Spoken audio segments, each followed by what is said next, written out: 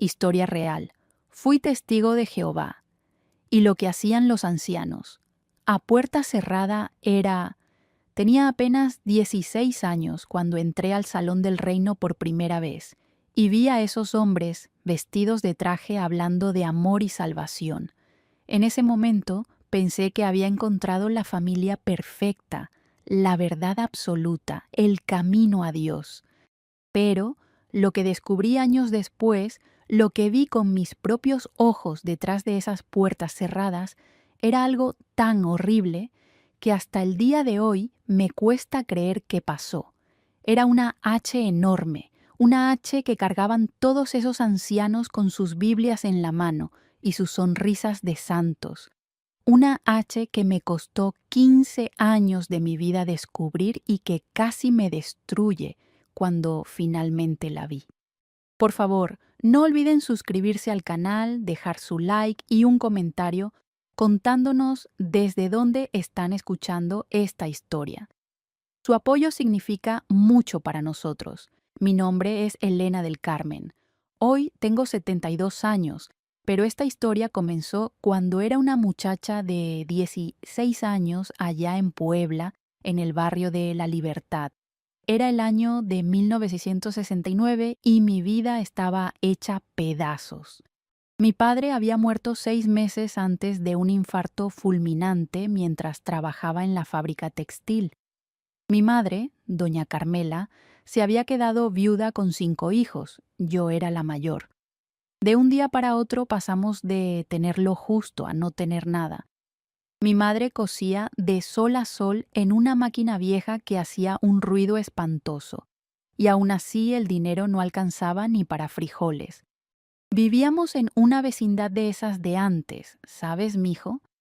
Con un patio central donde todas las familias compartían el lavadero y el baño.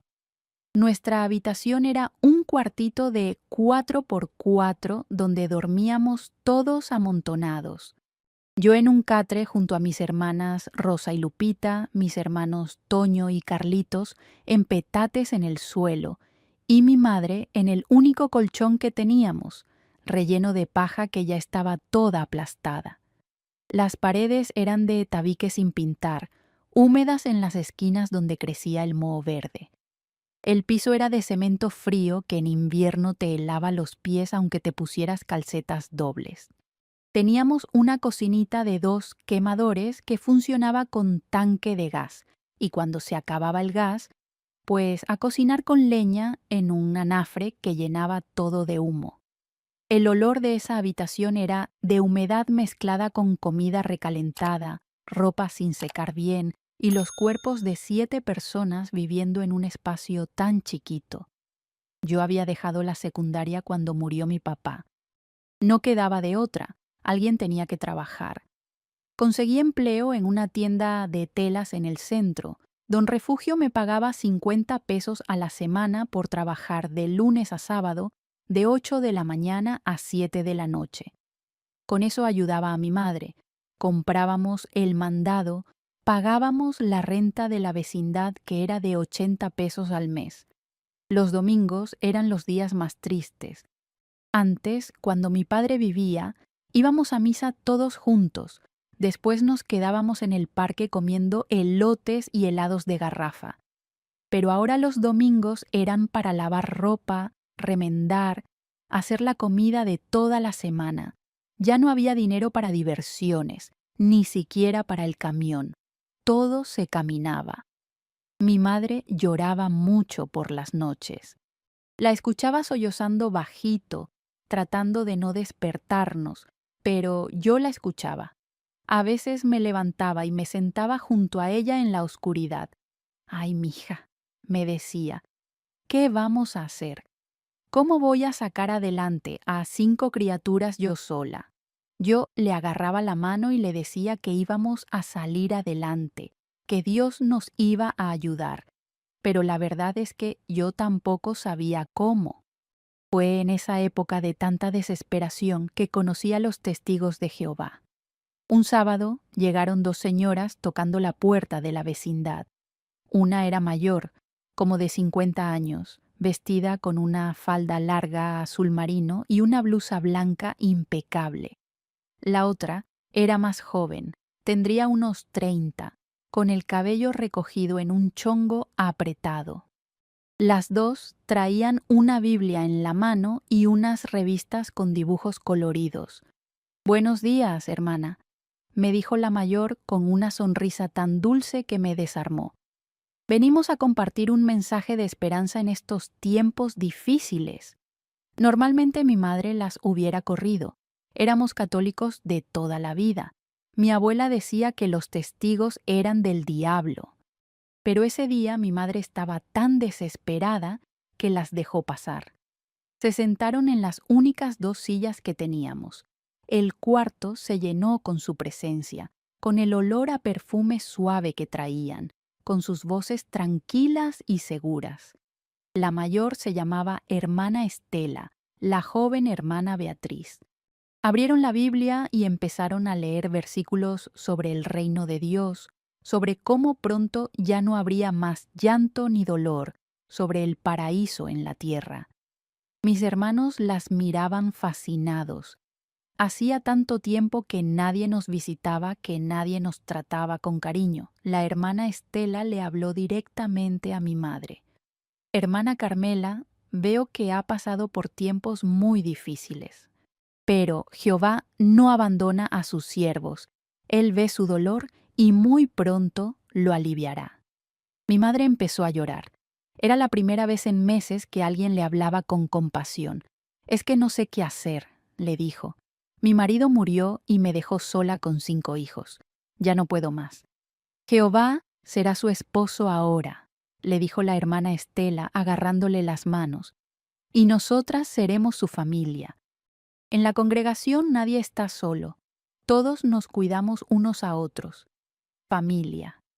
Esa palabra sonaba tan bonita. Hacía tanto tiempo que no nos sentíamos parte de nada. Cuando se fueron, nos dejaron las revistas La Atalaya y Despertad. Yo las leí todas esa misma noche. Hablaban de un mundo perfecto donde no habría más pobreza, donde los muertos resucitarían, donde las familias vivirían felices para siempre, en casitas bonitas, con jardines llenos de flores y animales mansos. Regresaron el martes siguiente, y el jueves, y el sábado. Cada vez traían más revistas, más versículos, más promesas.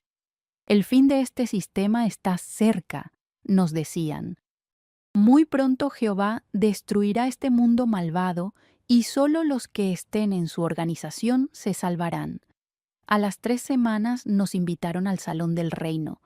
Era un domingo por la mañana. Nos arreglamos con la mejor ropa que teníamos, aunque era ropa vieja y remendada. El Salón del Reino quedaba en la colonia de al lado, en una casa grande que habían adaptado. Por fuera se veía sencilla, pintada de blanco, con un letrero que decía Salón del Reino de los Testigos de Jehová. Cuando entramos me quedé impresionada. Todo estaba limpio, ordenado, silencioso. Las sillas dispuestas en filas perfectas, todas mirando hacia un estrado donde había un atril y un micrófono. La gente nos recibió con abrazos y sonrisas. «Bienvenidos, hermanos», nos decían. «Hermanos». Nunca nadie nos había llamado así. Las mujeres todas vestidas con faldas largas hasta la rodilla o más abajo, blusas de manga larga, sin maquillaje o muy poquito. Los hombres con traje y corbata, el cabello corto y bien peinado, zapatos lustrados. Nadie con pantalones, nadie con escotes, nadie con el cabello suelto. Todo era decoro, modestia, orden. Nos sentamos hasta atrás. Yo miraba todo con los ojos muy abiertos. En el estrado había 5 hombres sentados, todos mayores, todos con traje oscuro y corbata. Uno de ellos se levantó y empezó la reunión con una oración. «Amado Jehová», dijo con voz profunda, «te agradecemos por permitirnos reunirnos en tu nombre». Todos inclinaron la cabeza respetuosamente. Después vino el estudio de La Atalaya. Un anciano leía un párrafo y hacía preguntas que la congregación contestaba levantando la mano. Todo el mundo tenía la respuesta correcta. Todo el mundo sabía citar los versículos. Yo me sentía ignorante, perdida, pero también fascinada. Aquí había orden, estructura, respuestas claras para todo. Lo que más me impresionó fueron los ancianos.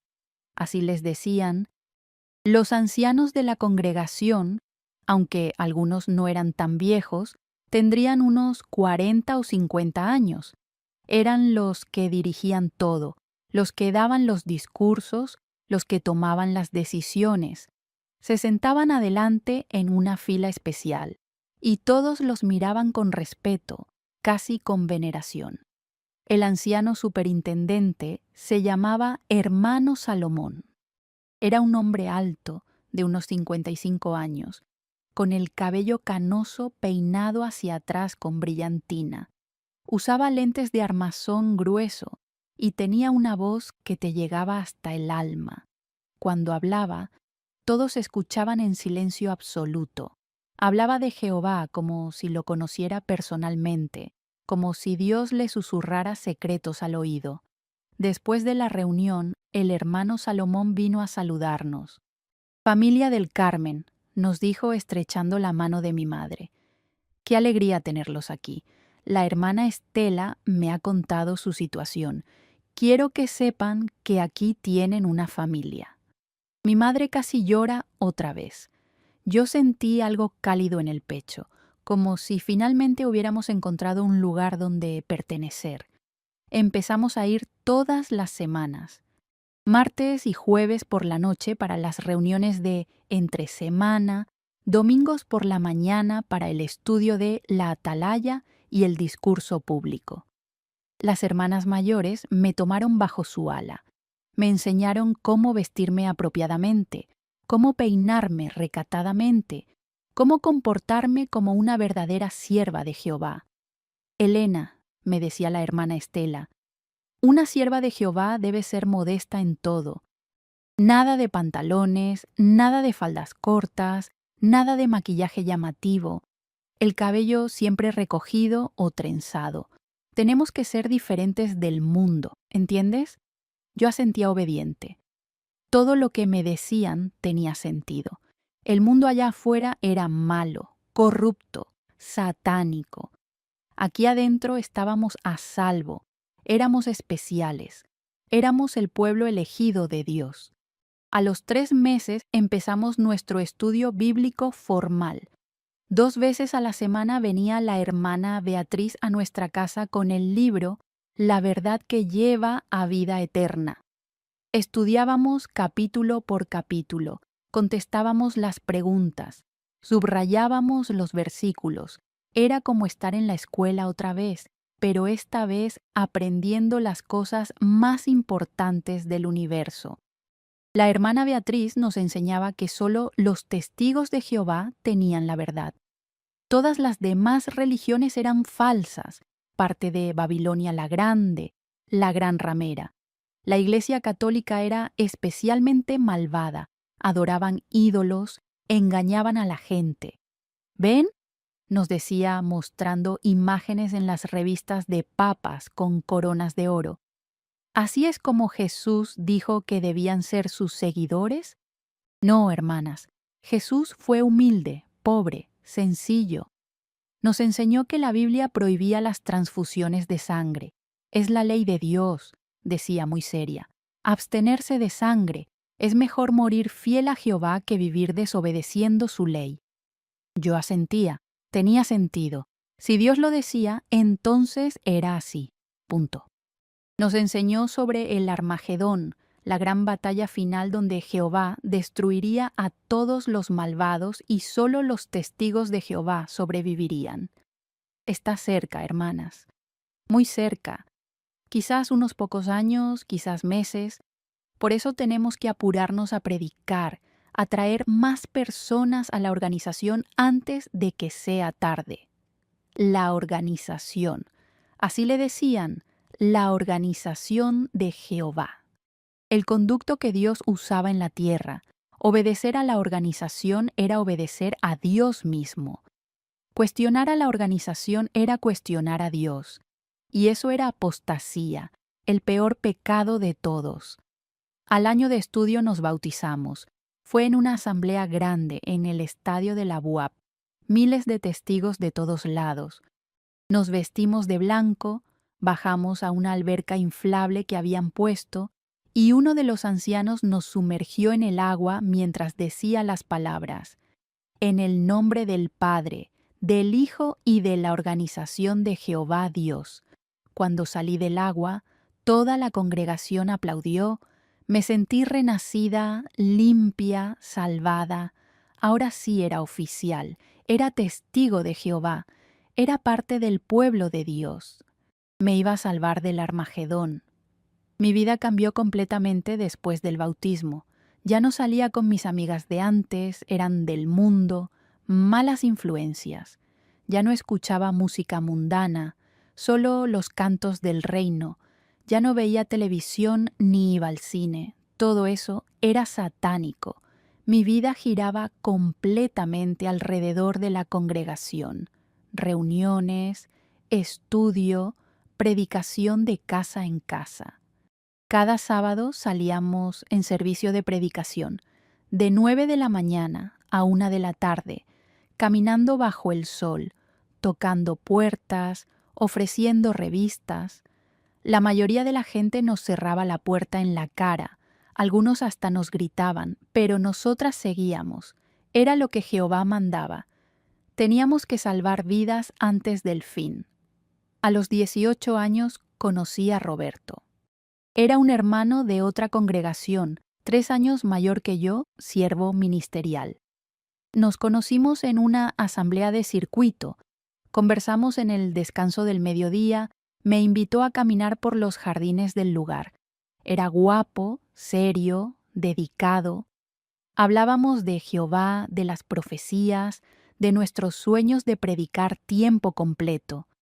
En la organización el noviazgo era muy supervisado. Nada de andar solos, nada de caricias, ni siquiera tomarse de la mano, siempre con chaperón, siempre en lugares públicos. Roberto venía a mi casa los domingos después de la reunión. Nos sentábamos en la sala con mi madre presente, estudiábamos juntos la Biblia, conversábamos de temas espirituales. A los 6 meses nos comprometimos.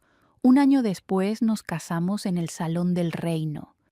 No hubo fiesta grande, no hubo baile, no hubo brindis con alcohol, solo una reunión sencilla después de la ceremonia con los hermanos de la congregación, sándwiches y agua fresca de Jamaica. Eso era suficiente. Lo importante no era la celebración mundana, sino habernos unido ante Jehová. Roberto consiguió trabajo en una imprenta. Yo dejé el trabajo en la tienda de telas porque una esposa cristiana debía estar en casa, cuidando el hogar, sometiéndose a su esposo como la Biblia mandaba. Rentamos un cuartito parecido al que yo había dejado en otra vecindad, igual de humilde. Pero éramos felices. Teníamos a Jehová, teníamos a la congregación, no necesitábamos nada más. Al año nació mi primer hijo, Josué. 2 años después, Raquel. 3 años después, Samuel. 3 niños hermosos que criamos en la verdad. Desde bebés los llevábamos a las reuniones, les enseñábamos versículos, les poníamos los cantos del reino. No les permitíamos ver caricaturas violentas, ni jugar con juguetes de guerra, ni celebrar cumpleaños o Navidad. Todo eso era pagano, del mundo, satánico.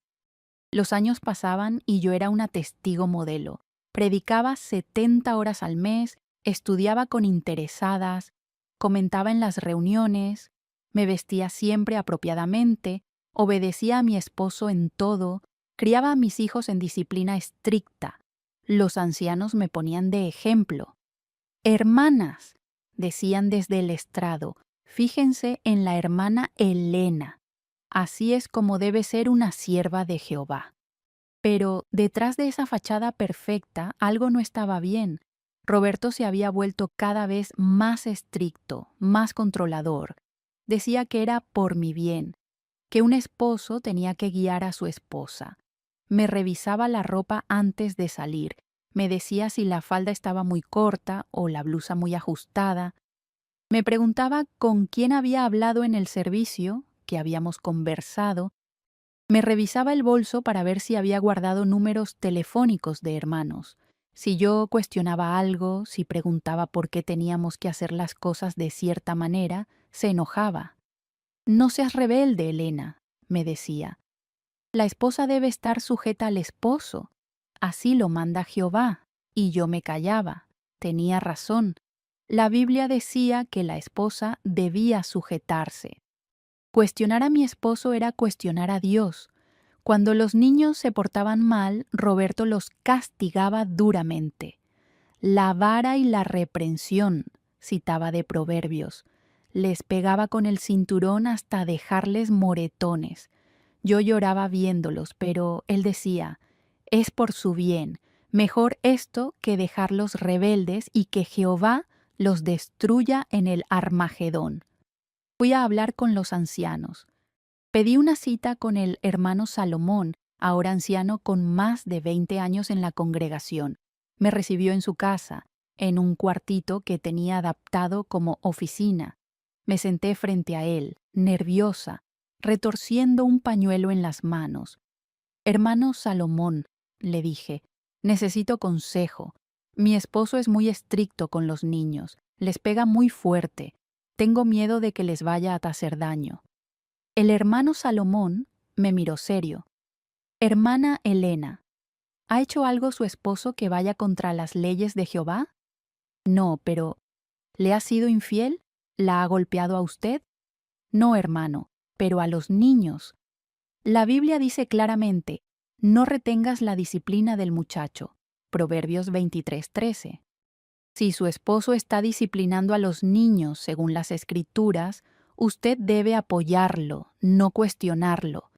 Pero les deja moretones, hermano. Hermana Elena, su voz se puso más firme. ¿Sabe cuál es el problema de muchas hermanas hoy en día? Que se han dejado influir por el espíritu mundano de esta época. El mundo dice que no se debe disciplinar a los hijos, que hay que dejarlos hacer lo que quieran. Pero nosotros no somos del mundo. Seguimos las leyes de Jehová, no las del mundo. Me sentí regañada, avergonzada. Tenía razón. Yo estaba siendo influenciada por el espíritu mundano. Regresé a casa y le pedí perdón a Roberto por haberlo cuestionado. Él me perdonó, pero me advirtió. Si vuelves a cuestionar mi autoridad, voy a tener que reportarlo a los ancianos. Una esposa rebelde es un problema espiritual serio. Los años siguientes fueron difíciles.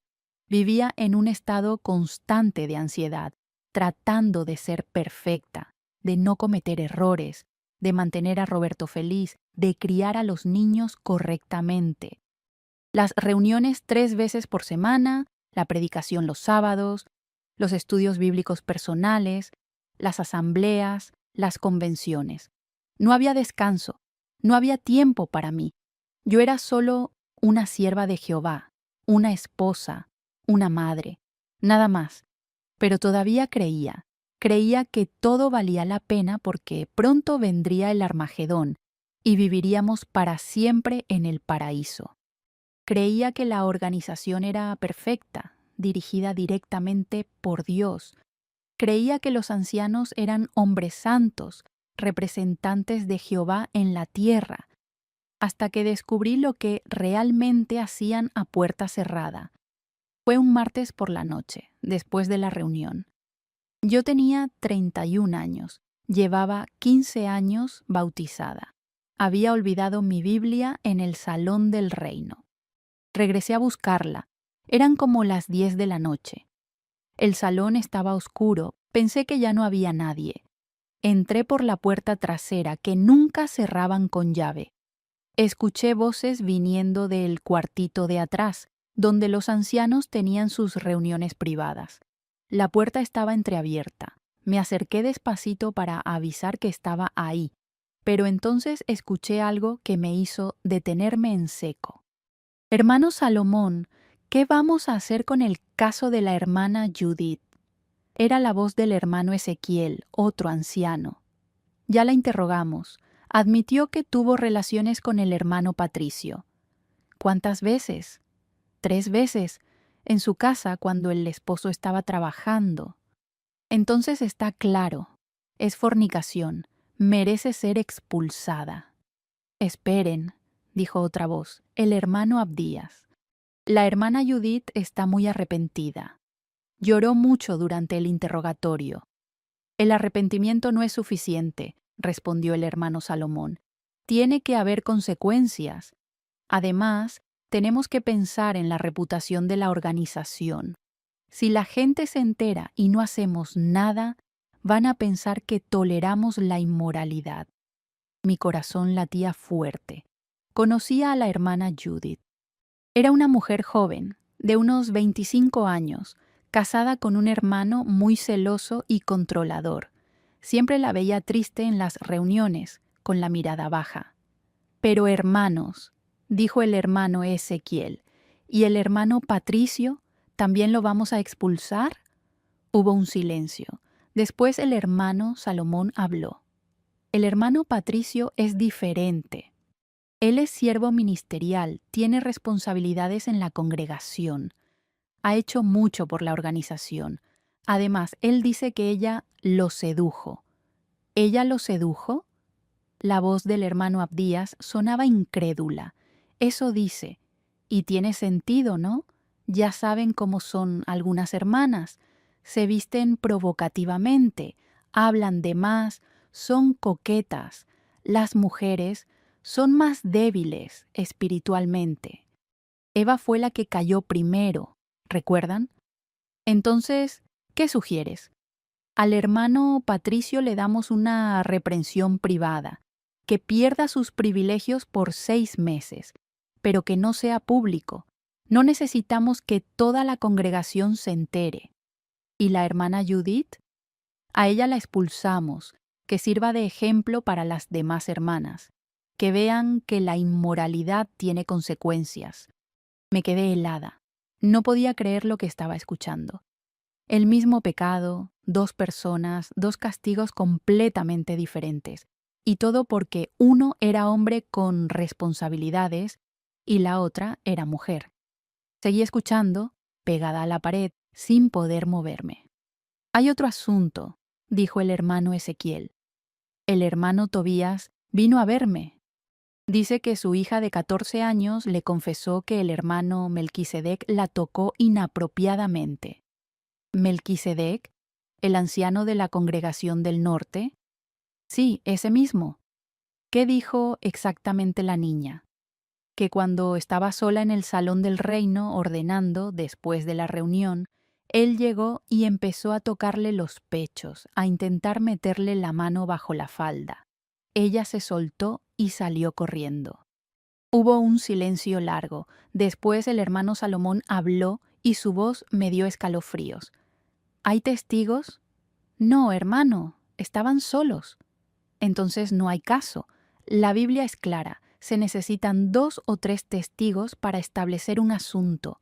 Sin testigos, es la palabra de ella contra la de él. Y él es un anciano de muchos años, respetado. Ella es una adolescente. Los adolescentes a veces exageran, imaginan cosas. Pero hermano Salomón, la niña estaba muy alterada. El padre dice que ella no miente. No importa, sin testigos no podemos hacer nada. Es lo que dice la Biblia. Deuteronomio 19:15. Además, piensen en lo que pasaría si acusamos a un anciano sin pruebas. Sería un escándalo.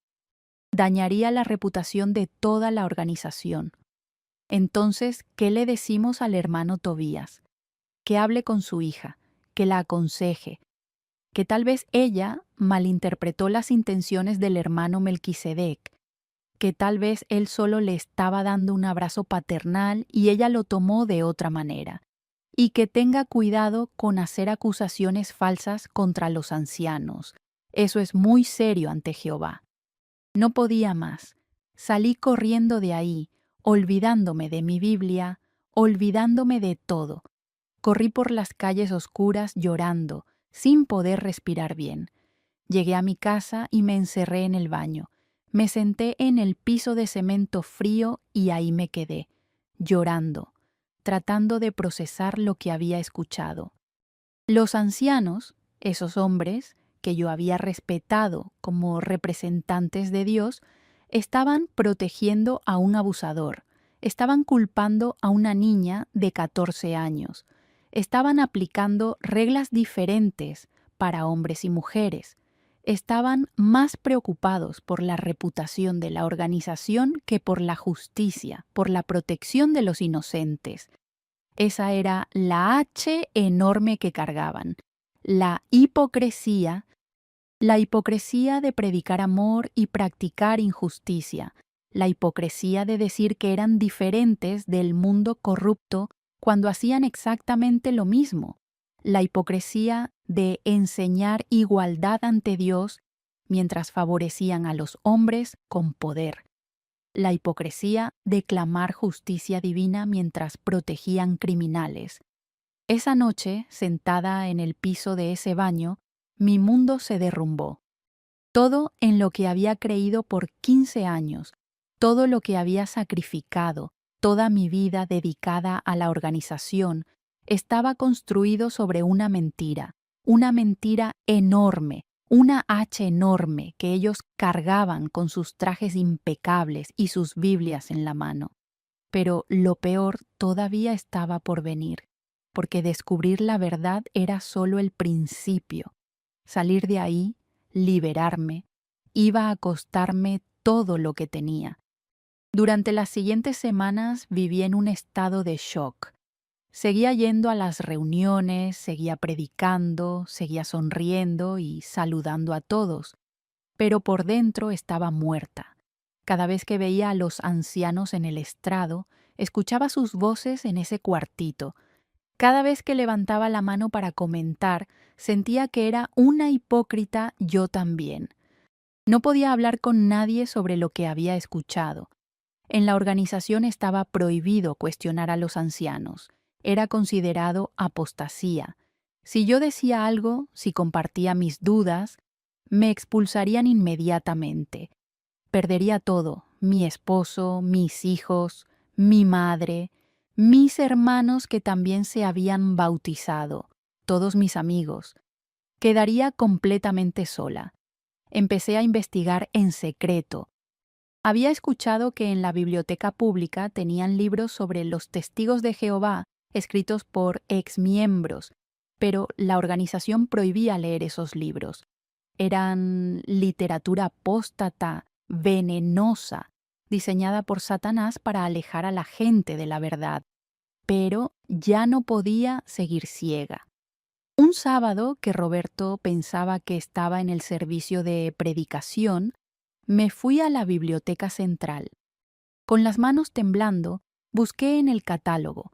Encontré 3 libros: Crisis de conciencia, de Raymond Franz, Los testigos de Jehová y la Biblia, y Bajo el poder de la organización.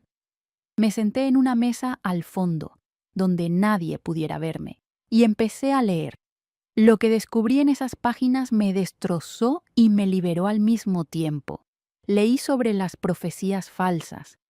La organización había predicho el fin del mundo en 1914, después en 1925, después en 1975. Nada había pasado, pero nunca admitieron sus errores, solo cambiaban discretamente la doctrina y seguían adelante. Leí sobre las transfusiones de sangre. En los años 40 estaban permitidas, en los 50 las prohibieron. Miles de testigos habían muerto desde entonces, incluyendo niños, por seguir esa regla. Una regla que ni siquiera estaba basada correctamente en la Biblia. Leí sobre los abusos sexuales. No era un caso aislado lo que había escuchado. Había miles de casos documentados de niños abusados dentro de las congregaciones, y la organización los encubría sistemáticamente usando la regla de los 2 testigos. ¿Qué abusador iba a atacar a un niño frente a testigos? leí sobre el control mental, todas las técnicas que usaban, aislar a los miembros del mundo exterior, controlar la información que recibían, generar miedo al exterior, crear dependencia emocional total de la organización, prohibir el pensamiento crítico. Leí testimonios de personas que habían sido expulsadas y habían perdido todo: esposos, esposas, hijos, padres. La práctica del evitamiento era cruel. Tu propia familia tenía que tratarte como si estuvieras muerto. Me quedé en esa biblioteca hasta que cerraron. Cuando salí, ya no era la misma persona. Había entrado como testigo de Jehová creyente. Salí como una mujer que acababa de descubrir que había vivido 15 años en una secta. Pero, ¿qué iba a hacer ahora? Si me iba, perdería todo: mis hijos, mi madre, mis hermanos. No tenía trabajo, no tenía dinero propio, no tenía educación más allá de la secundaria incompleta. Roberto controlaba todo el dinero. Yo ni siquiera sabía cuánto ganaba al mes. Pasé meses en agonía, tratando de decidir qué hacer. Algunas noches pensaba en simplemente seguir fingiendo, vivir la mentira para mantener a mi familia junta. Pero otras noches no podía respirar de pensar en pasar el resto de mi vida en esa prisión. Empecé a hacer un plan. En secreto conseguí trabajo de medio tiempo limpiando casas. Le decía a Roberto que iba a visitar hermanas, a hacer estudios bíblicos. Guardaba cada peso que ganaba en un lugar que él nunca revisaría, dentro de una toalla sanitaria en el baño. Era lo único que nunca tocaría. También empecé a reconectar discretamente con mi amiga Mónica, del trabajo de antes. Ella nunca se había hecho testigo. Llevábamos años sin hablarnos porque los testigos éramos instruidos a cortar lazos con personas del mundo. Pero ahora la necesitaba. Le conté todo. Mónica me escuchó sin juzgarme, con lágrimas en los ojos. Elena, me dijo, siempre supe que algo no estaba bien ahí. Te veía cambiar, volverte más y más gris. Ya no brillabas. Me ofreció ayuda. Cuando estés lista para salir, puedes quedarte en mi casa. Tengo un cuarto extra. Y te ayudo a buscar trabajo. No estás sola. Esas palabras, no estás sola, me dieron fuerza. Por primera vez en 15 años sentí que podía respirar. El problema más grande eran mis hijos. Josué tenía 12 años, Raquel 10, Samuel 7. Habían sido criados toda su vida en la organización. Para ellos era normal. Si yo me iba y los dejaba, Roberto los adoctrinaría más fuerte. Les enseñaría que yo era apóstata, que estaba poseída por Satanás, que merecía morir en el Armagedón. No podría verlos nunca más. Pero si trataba de llevármelos, Roberto nunca lo permitiría. Y legalmente, en esos años, los tribunales favorecían al padre. Además, los ancianos testificarían en contra mío, dirían que era una madre inestable, rebelde, peligrosa espiritualmente. Decidí hacer algo arriesgado. Empecé a sembrar dudas pequeñas en mis hijos, muy sutilmente. Les hacía preguntas que los llevaban a pensar. ¿No les parece raro que Jehová vaya a matar a todos los niños del mundo que no son testigos, aunque sean buenos? ¿Por qué las niñas no pueden hacer lo mismo que los niños en la congregación? ¿Cómo sabemos que los ancianos siempre tienen razón? Al principio me miraban asustados, estaba diciendo cosas prohibidas, pero poco a poco empezaron a pensar, a cuestionar. Especialmente Josué, que estaba en la edad donde los niños empiezan a desarrollar pensamiento crítico. Un día Josué llegó de la reunión muy molesto. «Mamá», me dijo, «el hermano Salomón dio un discurso diciendo que las mujeres son más débiles que los hombres, que por eso no pueden ser ancianos. Pero tú eres más lista que papá. tú eres más lista que muchos ancianos. ¿Por qué dicen eso? Porque están equivocados, hijo, le dije bajito. A veces la gente usa la Biblia para justificar cosas malas. Pero pensé que los ancianos nunca se equivocaban. Pensé que eran guiados por Jehová. ¿Tú crees que Jehová les diría que protejan a hombres que lastiman niños? Se quedó callado. Después me miró con ojos grandes. ¿Pasa eso? Pasa, hijo. Pasa y lo encubren. Esa conversación fue el principio del despertar de Josué. Empezó a poner atención en las reuniones de manera diferente, notando contradicciones, viendo la hipocresía. Raquel era más pequeña, pero confiaba mucho en su hermano mayor. Si Josué dudaba, ella dudaba. El problema era Samuel. Era muy chico todavía, muy influenciable, y adoraba a su papá. Sabía que llevármelo a él iba a ser complicado. La situación en casa se estaba poniendo insostenible. Roberto notaba mi cambio. Estás diferente, me decía. Ya no comentas en las reuniones como antes, ya casi no sales al servicio. ¿Qué te pasa? Estoy cansada, le respondía. Nada más. El cansancio no es excusa para descuidar las cosas espirituales, Elena. Una sierva de Jehová tiene que poner el reino primero siempre, aunque esté cansada, aunque esté enferma. Una noche me forzó a estudiar con él. Abrió la Biblia y empezó a leerme versículos sobre sumisión, sobre obediencia. Efesios 5:22-24. Leía: Las esposas estén sujetas a sus propios esposos como al Señor, porque el esposo es cabeza de la esposa, así como Cristo es cabeza de la congregación. Roberto, le dije cansada, llámese esos versículos. Pues parece que se te están olvidando. Últimamente has estado muy rebelde, muy cuestionadora. Eso no le agrada a Jehová. ¿O no te agrada a ti? Me miró con furia. Era la primera vez que le respondía así. Se levantó, agarró su Biblia y se fue al cuarto. Escuché la puerta cerrarse con fuerza. Esa noche supe que el tiempo se estaba acabando. Pronto Roberto hablaría con los ancianos. Dirían que yo mostraba señales de apostasía. Me citarían a un comité judicial. Me interrogarían, tratarían de hacerme confesar mis dudas.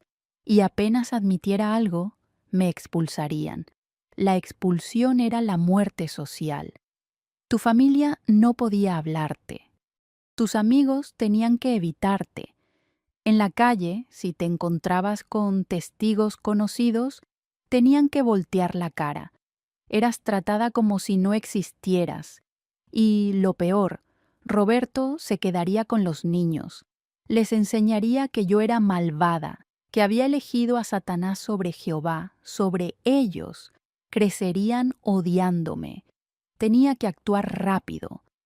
Un sábado por la mañana, Roberto se fue a una asamblea de un día en otro estado. Se iba temprano y regresaba tarde en la noche. Era mi oportunidad.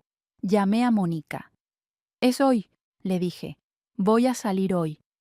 Saqué el dinero que había guardado en todos esos meses. No era mucho, unos 1,000 pesos, pero era algo. Empaqué ropa para mí y los niños en 2 maletas.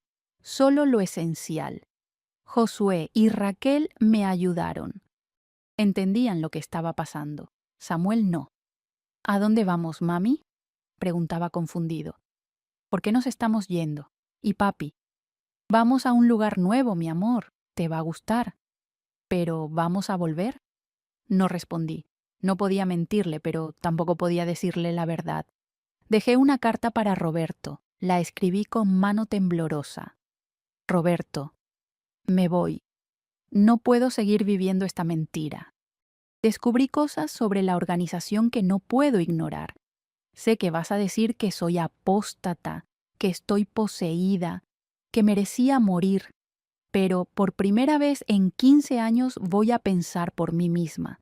Me llevo a los niños porque son mis hijos también. No voy a dejar que los adoctrinen más. Merecen crecer libres, merecen pensar por sí mismos. Merecen tener una vida normal. No intentes buscarme. Esta es mi decisión final. Elena. Salimos de esa casa a las 11 de la mañana. Caminamos 3 cuadras cargando las maletas hasta la esquina donde Mónica nos esperaba en su carro. Los niños iban callados, asustados. Samuel lloraba. Raquel lo abrazaba.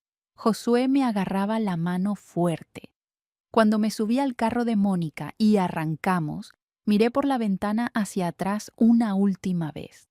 Veía el barrio donde había vivido 13 años, el salón del reino a 2 cuadras, la tienda donde comprábamos el mandado, todo lo que había sido mi vida por 15 años. Y me eché a llorar. Lloraba de miedo por el futuro incierto. Lloraba de alivio por finalmente ser libre. Lloraba de dolor por todo lo perdido. Lloraba de rabia por los años robados. Pero también, por primera vez en mucho tiempo, lloraba de esperanza. Los primeros meses fueron los más difíciles de mi vida. Vivíamos en el cuarto extra de Mónica, los 4 apretados en una cama individual. Yo conseguí trabajo de tiempo completo en una lavandería. Ganaba 600 pesos a la semana, apenas suficiente para ayudar con gastos y ahorrar un poquito. Roberto intentó encontrarnos. Fue a la casa de mi madre, a la casa de Mónica. Mi madre le dijo que no sabía dónde estábamos. Era mentira. Yo le había contado todo y sorprendentemente me apoyó. Hija, me había dicho, yo también he visto cosas que no me gustan en la organización, pero tengo miedo de salir. Soy vieja. ¿A dónde voy a ir? Pero tú eres joven. Sal mientras puedas. Los ancianos me citaron a un comité judicial. Obviamente no fui. Me mandaron una carta notificándome que por conducta relajada y posible apostasía habían decidido expulsarme. Ahora oficialmente estaba fuera, muerta para todos los que había conocido. Mis hermanos Rosa, Lupita, Toño y Carlitos dejaron de hablarme. Pasaba por la calle y volteaban la cara. Una vez me encontré a Rosa en el mercado. Rosa, le dije con lágrimas, soy yo, tu hermana. Me miró con los ojos vacíos. No tengo hermana apóstata, dijo y se fue. Fue devastador, pero al menos tenía a mi madre. Ella seguía yendo a las reuniones para no perder a mis hermanos, pero en secreto me visitaba, me traía comida, abrazaba a mis nietos. Los niños también sufrieron. Josué y Raquel entendían más, pero extrañaban a su papá, a sus primos, a sus amigos de la congregación. Samuel estaba confundido. ¿Por qué ya no vamos a las reuniones? ¿Por qué ya no vemos a papi? ¿Jehová nos va a matar en el Armagedón? Le tuve que explicar despacio, con paciencia, que Jehová no iba a matar a nadie porque el Armagedón no era real, que era una historia que contaban para meter miedo, que Dios, si existía, no era un Dios cruel que mataba niños. Poco a poco los fui integrando a una vida normal. Los inscribí en escuelas públicas. Por primera vez tuvieron amigos que no eran testigos. Por primera vez jugaron fútbol, vieron caricaturas prohibidas, celebraron sus cumpleaños. Cuando Josué cumplió 13, le hice una fiesta. Invité a sus nuevos compañeros de escuela, compramos un pastel con velas, cantamos las mañanitas. Josué lloraba de felicidad. Mami, me dijo, toda mi vida quise tener una fiesta de cumpleaños. Veía a otros niños y me daba tanta tristeza. Pues ahora vas a tener una cada año, mi amor, y vas a celebrar Navidad y Día de Reyes y todo lo que se te antoje. Raquel también floreció. Resultó ser muy buena en la escuela, especialmente en matemáticas. Su maestra me llamó. Señora Elena, Raquel es brillante. Debería considerar meterla a clases avanzadas. En la organización nunca hubieran fomentado eso. Las niñas eran educadas solo para ser esposas y madres. Samuel fue el más difícil. Era muy chico cuando salimos y recordaba más la vida en la organización. A veces decía cosas que me partían el corazón. Extraño a papi. ¿Por qué no podemos volver? Pero con el tiempo, con mucho amor y paciencia, también él se adaptó. Yo seguí trabajando duro, ahorrando cada peso. A los 2 años logré rentar un departamentito propio. Era chiquito, un cuarto cocina en una vecindad, pero era nuestro. Ya no dependíamos de nadie. También empecé a estudiar. Me inscribí en clases nocturnas para terminar la secundaria. A los 34 años volví a sentarme en un salón de clases. Era la mayor del grupo. Todos los demás eran adolescentes. Pero no me importó. Aprendí, estudié, hice exámenes. 2 años después terminé la secundaria. Después entré a un programa de preparatoria para adultos. Estudiaba en las noches después del trabajo, los fines de semana mientras los niños hacían tarea. Me gradué a los 38 años. Con la preparatoria terminada, conseguí mejor trabajo. Me contrataron como recepcionista en una clínica dental. El sueldo era mejor, tenía prestaciones. Por primera vez en mi vida tenía seguro médico, aguinaldo, vacaciones. Los años pasaron. Mis hijos crecieron libres, educados, felices. Josué estudió contabilidad, se tituló, consiguió buen trabajo. Raquel estudió ingeniería, la primera de la familia en ir a la universidad. Samuel estudió diseño gráfico. Los 3 se casaron por amor, con parejas que ellos eligieron. Los 3 tienen hijos ahora, mis nietos preciosos que están creciendo sin dogmas, sin miedos, sin control mental. Mi madre finalmente salió de la organización a los 75 años. Hija, me dijo, ya estoy vieja, ya no quiero vivir con miedo, quiero pasar mis últimos años en paz contigo y mis nietos. Mis hermanos la dejaron de hablar por apóstata, pero ella no se arrepintió nunca. Roberto se volvió a casar dentro de la organización, tiene otros hijos ahora. Intentó contactar a nuestros hijos cuando fueron mayores de edad, pero Josué y Raquel no quisieron verlo. Samuel lo visitó una vez, regresó triste. Mami, me dijo, él sigue igual, me habló de Jehová todo el tiempo, me preguntó si quería regresar a la organización. Le dije que no. Se enojó y me dijo que merecía morir en el Armagedón. Lo siento, hijo, le dije abrazándolo. No lo sientas, mami. Tú me salvaste. Si no hubieras tenido el valor de sacarnos, yo hubiera crecido ahí, programado, sin poder pensar. Gracias por ser valiente. Esas palabras me hicieron llorar. Todo había valido la pena. Hoy, a los 72 años, cuando miro hacia atrás, veo 2 vidas completamente diferentes. Los primeros 31 años viviendo en una secta, controlada, manipulada, sin libertad para pensar o sentir. Los siguientes 41 años viviendo libre, construyendo una vida auténtica, criando hijos libres. ¿Perdí cosas al salir? Sí, perdí a mis hermanos, perdí amistades de años, perdí la ilusión del paraíso, perdí la seguridad de tener todas las respuestas, pero gané, ay mijo, gané tanto más. Gané mi libertad, gané mi dignidad, gané el derecho de pensar por mí misma, gané una vida auténtica. Gané ver a mis hijos crecer libres y felices. La H enorme que cargaban esos ancianos, esa hipocresía terrible de predicar amor mientras practican crueldad, de decir que son el pueblo de Dios mientras protegen abusadores, de enseñar humildad mientras buscan poder y control, esa H enorme ya no es mi carga. La solté, la dejé en ese salón del reino hace 41 años, y desde entonces he volado. Si estás escuchando esta historia y te reconoces en ella, si tú también estás atrapado en una organización que controla tu vida, que te dice cómo pensar, cómo vestir, con quién hablar, si tú también has descubierto la hipocresía detrás de la fachada santa, escúchame bien, puedes salir, si es posible.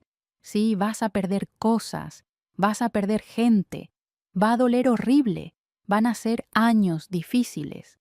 Pero al otro lado está la libertad. Al otro lado está tu vida verdadera. Al otro lado está la posibilidad de ser quien realmente eres. No tengas miedo.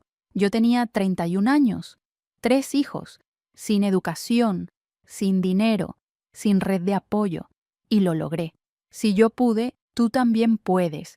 El miedo es la herramienta que usan las sectas para mantenerte adentro.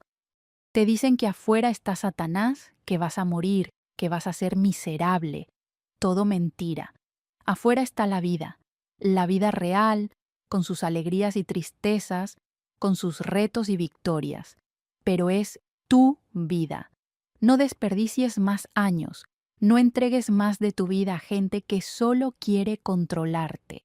No sacrifiques tu felicidad ni la de tus hijos por una organización que no merece tu lealtad. Investiga. Lee libros que te prohibieron leer. Habla con exmiembros. Escucha los testimonios de miles que han salido y han construido vidas hermosas. Haz un plan. Ahorra dinero en secreto. Busca apoyo afuera. Prepárate. Y cuando estés lista, cuando hayas juntado el valor, sal. Camina hacia esa puerta y no voltees atrás. Tu vida te está esperando del otro lado. Yo sé que es difícil cuando tienes familia adentro. Yo sé el dolor de perder a tus seres queridos al evitamiento. Pero piensa, ¿es amor verdadero si es condicional? ¿Es amor si solo te quieren mientras obedezcas? El amor real no pone condiciones. El amor real no amenaza con abandono. Y si tienes hijos, piensa en ellos. ¿Quieres que crezcan en una organización que protege abusadores? ¿Quieres que tus hijas aprendan que son inferiores a los hombres? ¿Quieres que tus hijos vivan con miedo constante al Armagedón? ¿Quieres que pasen su infancia en reuniones aburridas en lugar de jugar? ¿Quieres que sean aislados del mundo, sin amigos normales, sin celebraciones, sin libertad? Sálvalos. Como yo salvé a mis hijos, dales la oportunidad de una vida normal. Dales la oportunidad de pensar por sí mismos, de elegir sus propias creencias, de ser libres. A las mujeres especialmente quiero decirles, ustedes no son propiedad de nadie, no son inferiores a los hombres, no tienen que someterse a nadie. Si están en un matrimonio abusivo dentro de la organización y los ancianos les dicen que aguanten, que se sometan, que es su deber cristiano, están mintiendo. Dios no quiere que sufras. Dios no quiere que seas golpeada, humillada, controlada. Sal de ahí. Hay refugios, hay ayuda, hay organizaciones que apoyan a mujeres escapando de sectas. No estás sola. Y a los que están dentro pero tienen dudas, a los que ya notaron las contradicciones, las injusticias, la hipocresía, les digo, confíen en su instinto. Si algo se siente mal, probablemente está mal. No ignoren sus dudas. No las supriman con más estudio de las publicaciones de la organización. Eso es lo que quieren que hagas. Investiguen. Lean ambos lados. Si es la verdad, debe poder resistir el escrutinio. Si tienen que prohibirte investigar, es porque no quieren que descubras que están mintiendo. Y cuando salgas, busca ayuda profesional. Salir de una secta es trauma. Es como salir de una relación abusiva. Necesitas terapia para procesar todo, para reconstruir tu identidad, para aprender a pensar sin la programación mental. Hay grupos de apoyo, hay ex testigos en todo el mundo que entienden exactamente lo que pasaste. Búscalos, únete, comparte tu historia, escucha las de otros, ayúdense mutuamente. La vida después de una secta es hermosa, se los prometo. Sí, hay duelo, duelo por los años perdidos, por las relaciones rotas, por la inocencia robada. Pero después del duelo viene la libertad. Y la libertad, ay mis queridos, la libertad es lo más hermoso que existe. despertar cada día sabiendo que ese día es tuyo, que puedes pensar lo que quieras, sentir lo que quieras, hacer lo que quieras, que no tienes que reportar tu tiempo, asistir a reuniones obligatorias, vestirte de cierta manera, hablar de cierta manera, tener amigos de verdad, no solo por ser de la misma religión, sino porque genuinamente se caen bien, celebrar cumpleaños, Navidad, todas las festividades que te robaron, ver a tus hijos felices, con amigos normales, con vidas normales. Poder leer cualquier libro, ver cualquier película, escuchar cualquier música sin sentir culpa, poder votar en elecciones, tener opiniones políticas, participar en tu comunidad, poder donar sangre, recibir transfusiones si las necesitas, no morir por una regla absurda, poder estudiar lo que quieras, trabajar en lo que quieras, ser quien quieras, no tener que poner la organización primero en todo, poder tener una carrera, ambiciones, sueños más allá de predicar. Todo eso te espera del otro lado. Todo eso y más. ¿Y saben qué es lo más irónico de todo esto? La organización dice que los que salen se vuelven miserables, amargados, drogadictos, que les va mal en la vida. Pero cuando miras a los ex testigos, la mayoría somos gente exitosa, feliz, productiva, porque finalmente pudimos desarrollar nuestro potencial completo. Finalmente pudimos usar nuestra mente sin restricciones. Finalmente pudimos vivir auténticamente. Yo terminé mi educación, tuve una carrera, crié 3 hijos exitosos, tengo 5 nietos hermosos, tengo amigos verdaderos, tengo hobbies, viajo, leo, pienso, siento, vivo. Todo lo que la organización me prohibió, todo lo que me dijeron que era mundano y malo, resultó ser hermoso y enriquecedor. Así que si estás en ese momento donde tienes que decidir, donde el miedo te paraliza, donde no sabes si podrás hacerlo, te digo, hazlo. Da ese paso. Camina hacia tu libertad. Va a ser difícil, no te voy a mentir.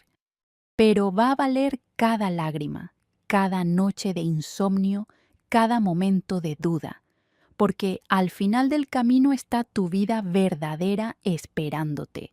Y cuando llegues ahí, cuando finalmente seas libre, vas a mirar atrás y vas a pensar, ¿cómo pude vivir tanto tiempo así? ¿Cómo no vi que era una prisión? Pero no te culpes. Las sectas son expertas en control mental.